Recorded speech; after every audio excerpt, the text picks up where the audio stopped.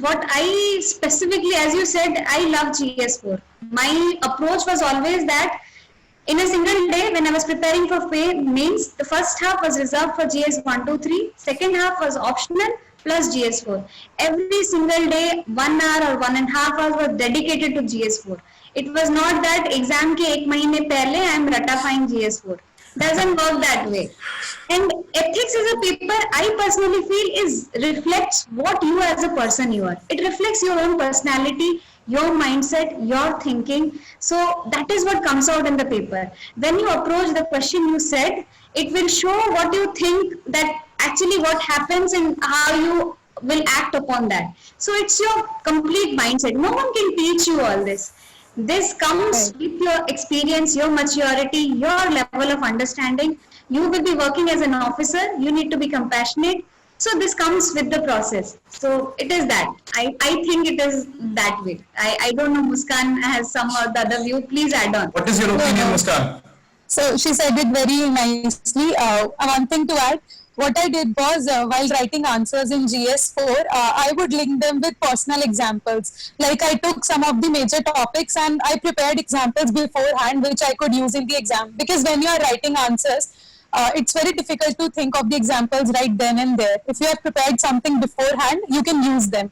So I prepared some of the examples related to topics such as emotional intelligence or courage, like very prominent topics which are there in ethics, and I use them wherever possible in my answers. I think ethics is one area where you can score maximum rather than the paper. I can find out an anecdote. There was a student with the KSG classroom program, your senior batch IS 2013 batch, I think Rachit Raj Gujarat Cadre. He scored 142 or 143, highest I think in the country till now. Nobody has broken his record. So I think Sanjita or Muskan, looking the approach of the Sanjita, like he's giving or devoting 1 hour especially for ethics, maybe he's going to break that record. My best wishes. My best wishes. Apart from this, there are certain questions which you can say like based on quotations. Like last year there was a question on the quotation by Mahatma Gandhi that a man is but a product what he thinks of his thought, what he thinks he becomes. So in this situation, there are so many thinkers. So how do you, address this issue of quotations of multiple leaders like Socrates, Gandhi ji, Tagore sahab?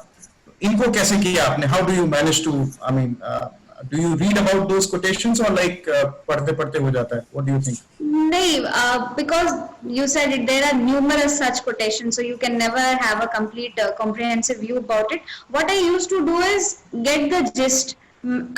If some of the other questions, it comes many test series when we write, such as the other quotations keeps on coming. So how I write the answer is, I try to explain the gist of the question very clearly. It has to be there in the first paragraph. What is your viewpoint on that? And then add an anecdote if you are aware of it. And if it's something which is related to a personality or very known person, so the anecdote becomes even more interesting and legible, legitimate.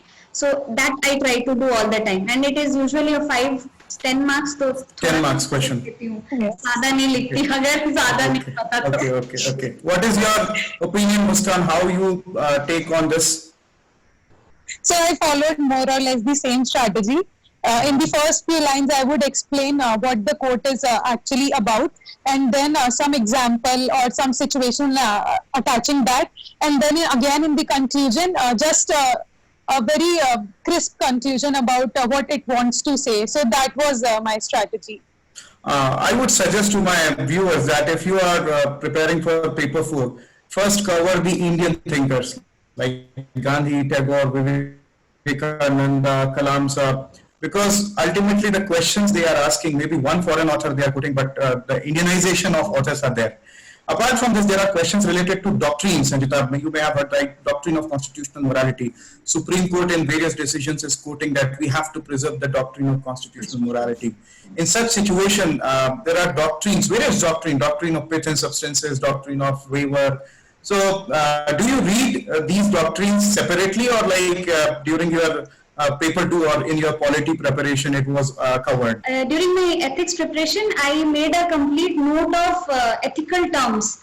So I made around 10 pages. I used to see various videos and many ethical terms which kept on creeping, come up. So I used to make a note so that my final revision would be a complete revision of all that notes. So there was a crisp notes in all these things as much as I could arrange, I could comprehend and make a note of. So I made a complete note of ethical terms. So it helps. You can use those terms in your answers. I had that filter bubble and many such terms I could, Yes. Bolen effect. So it helped in my answer writing. So make a note of all ethical terms, maybe it will help.